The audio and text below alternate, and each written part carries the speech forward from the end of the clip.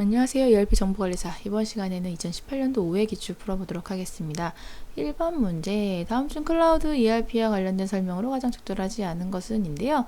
네, 클라우드 ERP는 이제 원격 환경에서도 인터넷에 접속해서 이제 쓸 수 있는 이런 시대가 된 게 이제 클라우드 ERP에 대한 내용이 되는 거고요. 그리고 클라우드 ERP를 도입함으로 인해서 진입장벽이 높아지는 게 아니라 낮아집니다. 진입장벽이 낮아진다. 여기가 틀렸어요. 그래서 높아지는 게 아니라 낮아진다. 그래서 서버나 이런 것들을 회사 내에 구축하지 않고 그 IT 관련 직원이 없더라도 클라우드 ERP를 통해서 ERP를 쉽게 도입할 수 있고 필요한 만큼만 또 쓸 수 있게 되었습니다. 그래서 1번은 낮아진다 라는 거라서 틀렸습니다. 라고 1번은 일단 적절하지 않은 거 찾으시면 되고요. 그리고 ERP, 클라우드 ERP를 구성하고 있는 부분, 서비스 제공하고 있는 거 세 가지가 있어요. 그래서 라스, 파스, 사스 이렇게 세 가지가 있는 부분이라서 2번 맞는 설명. 그리고 서비스형 소프트웨어 형태의 클라우드로 제공하는 거 사스 맞았고요. 4번 이제 ERP, 클라우드 ERP를 통해서 필요한 기능만 적용하고 선택할 수가 있어서 맞춤형 구성 가능하다. 맞는 얘기입니다. 1번이 틀렸네요. 2번 문제, ERP에 대한 설명을 가장 적절하지 않은 것은인데요. 자, 요거는 정답이 4번이에요. 자, 각 시스템별 아니라 통합 좋아한다고 했습니다. 통합 개념입니다. 정답 4번. 3번 문제, ERP의 의미에 대한 설명 중에 기업의 경영활동과 연계해 볼 때 가장 적절하지 않은 것인데요. 네, 베스트 프랙티스 맞는 얘기, 그리고 생산성 극대화 맞고요. 기업 내 모든 인적 물적 자료는 효율적 관리 맞는 얘기. ERP 패키지화 되어 있어서까지는 좋았는데 신기술 도입 적용시키기 어렵지 않습니다. 다른 하드웨어나 소프트웨어 잘 붙기 때문에 신기술 적용해서 할 수 있어요. 상관없습니다.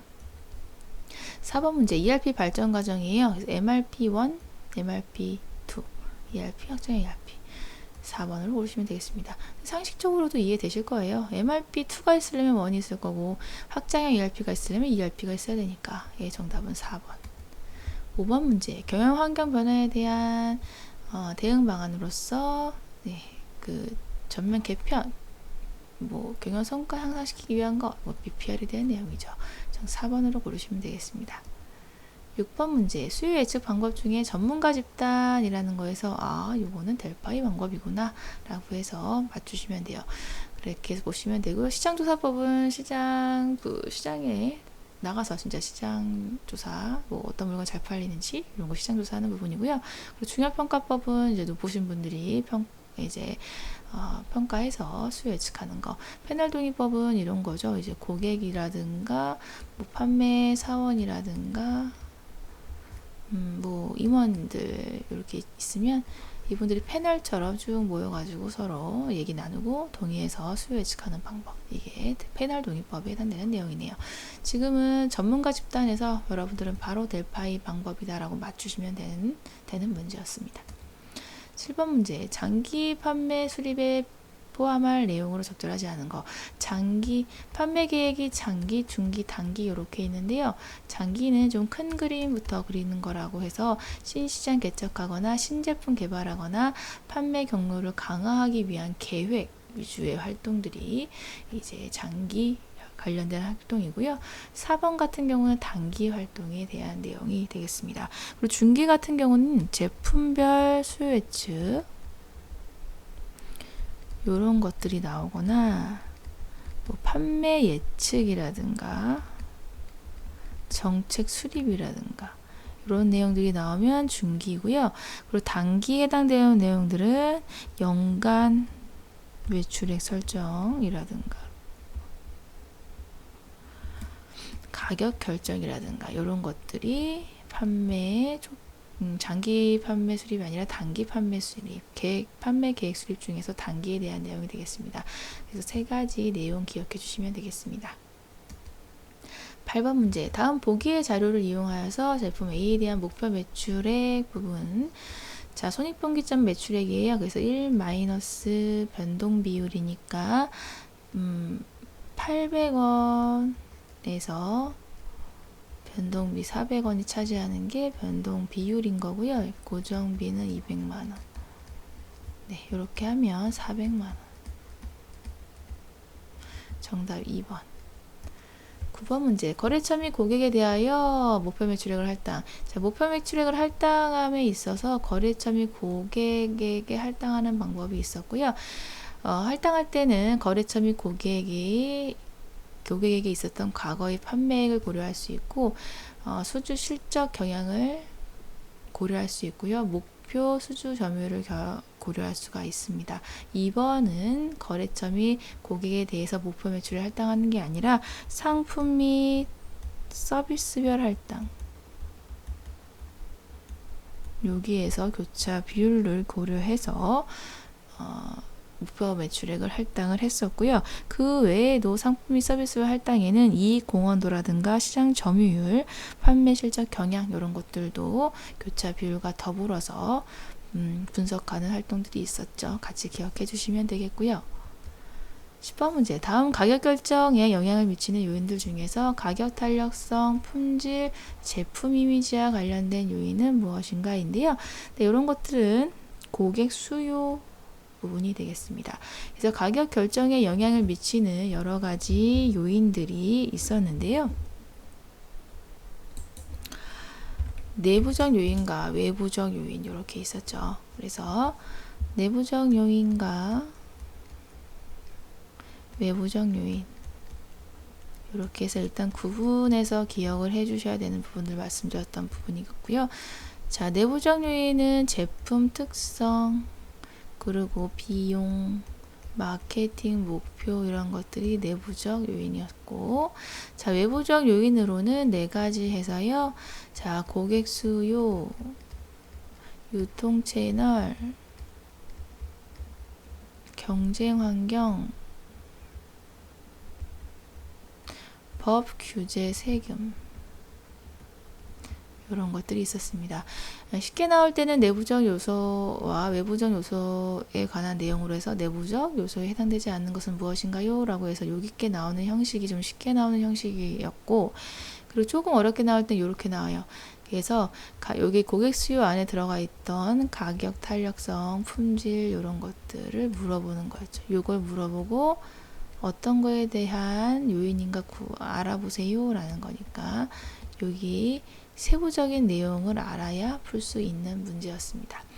제품 특성은 뭐 필수품인지 사치품인지에 따라서 등등 이런 것들이었고, 비용적인 거는 원가, 제조 원가, 뭐 고정비, 변동비라든가 이런 것들이 있었고, 마케팅 목표는 이게 이윤 극대화 목표인지 그냥 생존 목표인지 이런 것들, 이런 거 마케팅 목표가 되는 거고요.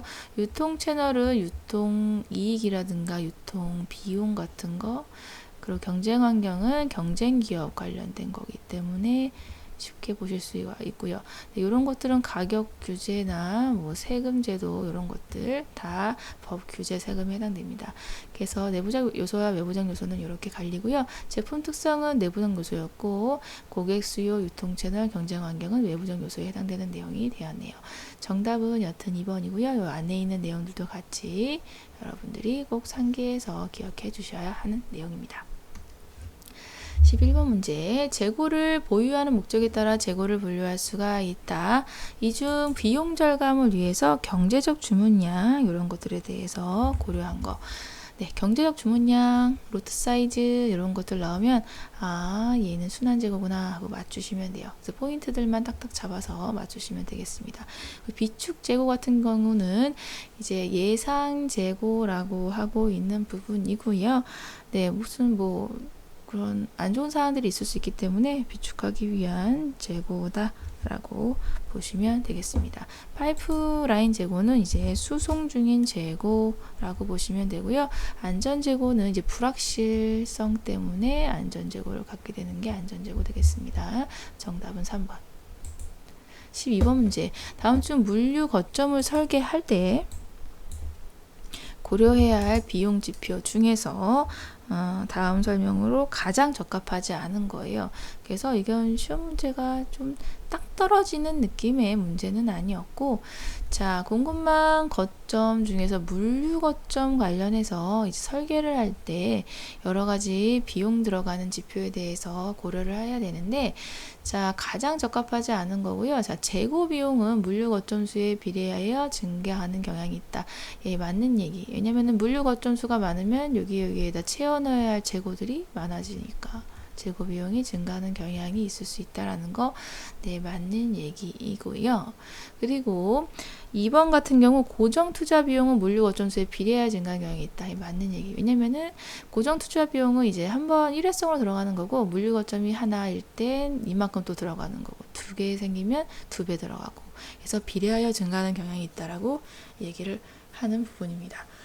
네, 그리고 수송 비용은요, 1회당 수송량과 수송 거리에 비례하여 증가하는 경향이 있다. 예, 이것도 맞는 얘기라고 보시면 됩니다. 1회당 수송량이 커지고 수송 거리가 길어질수록 서로 비례해서 증가할 수 있겠죠. 그래서 3번은 맞는 얘기. 4번이 정답 적합하지 않은 설명인데요. 또 아예 틀린 건 아니라서 참 문제는 좀 그래요. 여튼 4번이 정답. 변동 운영 비용은 물류 거점의 규모에 비례하여 증가하는 경향이 있다인데요. 네, 이거는 이제 비례하여 증가한다라고 보는 것은 조금 힘들다라고 보시면 됩니다. 비례한다는 거가 조금 적합하지 않다라고 얘기하는 부분이에요. 네, 그래서 요거는 이제 커진다, 증가하는 경향이라기보다는 그냥 물류 거점이 규모가 커질수록 들어가는 비용들이 많아지니까 전기세도 더 많이 들어가게 되고 뭐 그런 것들이 이 변동비니까 그런 것들이 커진다라는 거지 증가하는 경향이라고 보기는 좀 어렵다라는 거에서 4번이 정답입니다. 13번 문제. 유통 소요 계획 수립을 위해 필요한 정보로 가장 적합하지 않은 것은 인데요. 네, 유통 소요 계획이기 때문에 자, 이건 다단계 유통 체계를 갖는 공급망에서 유통 소요 계획 수립을 이제 하게 되는 부분이고, 네, 이랬을 경우에 자, 단계별이기 때문에 단계별 리드 타임을 고려해야 되는 부분이고, 지점과 센터 간의 재고 책정이라든가 판매 가능 재고까지도 고려해야 되는 게 유통 소요 계획 수립에 필요한 부분이 됩니다. 그런데 이거 접수된 고객의 미수채권 현황은 유통 소요 계획 쪽하고는 조금 다른 개념이라고 보시면 되죠. 미수채권은 이거는 영업관리 쪽에서 받아야 되는 그런 대금 회수 쪽의 문제인 거지, 공급망 관리 쪽에 해당되는 유통 소요 계획과는 조금 거리가 멀다라고 보시면 되겠어요. 정답 1번. 14번 문제. 다음 중 화물 운송의 특성에 관한 설명으로 가장 적합하지 않은 거. 그 화물 운송은요, 자, 철도 운송은 도로 운송에 비해 안전도가 높다라는 거, 네, 맞는 얘기 되겠습니다. 왜냐면 철길로 되어 있기 때문에요. 눈, 비가 와도 웬만하면 운송이 가능하기 때문에 안전도가 높고 사고 확률도 좀 적어요. 1번 맞는 설명. 2번 항공 운송은 긴급 서류 소형 화물의 급송에 적합하다. 예, 맞죠. 그 뭐 DHL이나 이런 것들 이렇게 항공 운송으로 쓰고 있죠. 그렇기 때문에 해상 운송은 대량의 화물을 저렴하게 운송하는 적합한 거 맞습니다. 근데 오래 걸린다는 단점이 있다. 예, 같이 알아두시고요. 4번 도로 운송은 소규모 자본으로 참여할 수 없으나 아니죠. 소규모로 참여하기가 가장 쉬운 게 도로 운송, 화물 운송입니다. 그리고 구매의 경제성은 대신 작아요. 정답은 4번입니다. 15번 경제적 운송을 위해 운송수단 운영 시 우선적으로 고려해야 할 사항으로 가장 거리가 먼 거.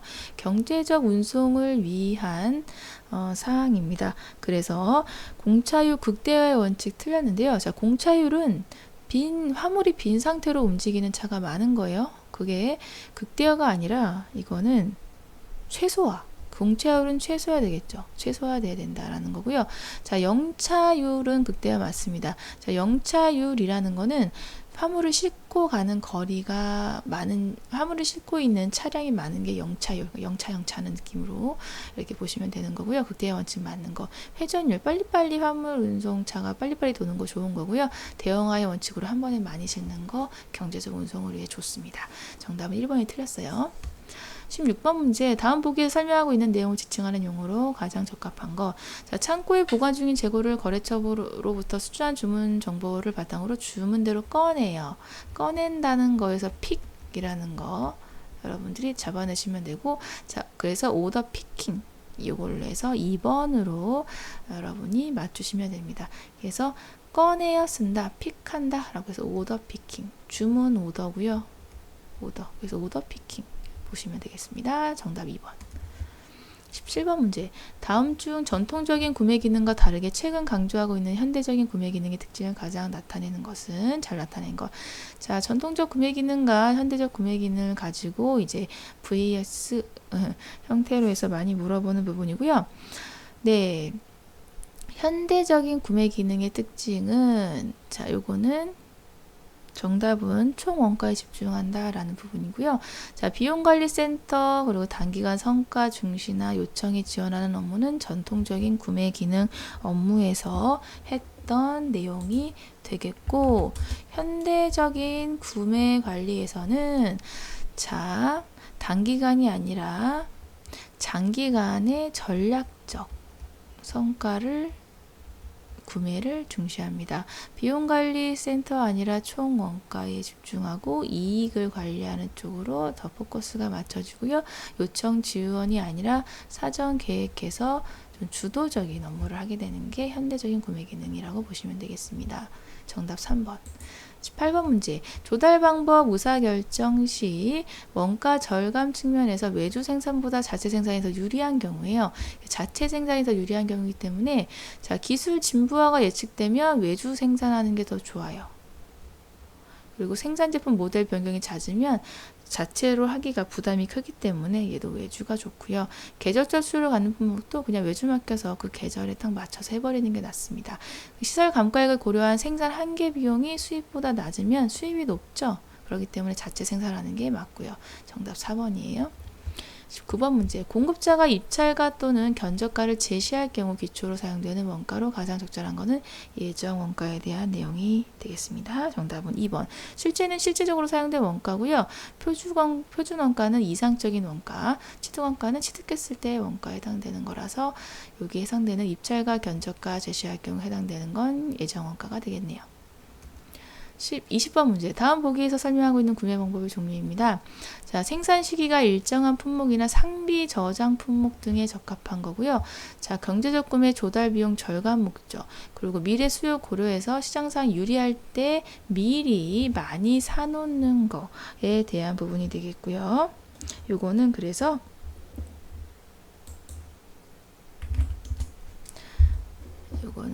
그래서 예측 구매, 시장 구매, 요거 3번으로 고르시면 되는 부분이고요.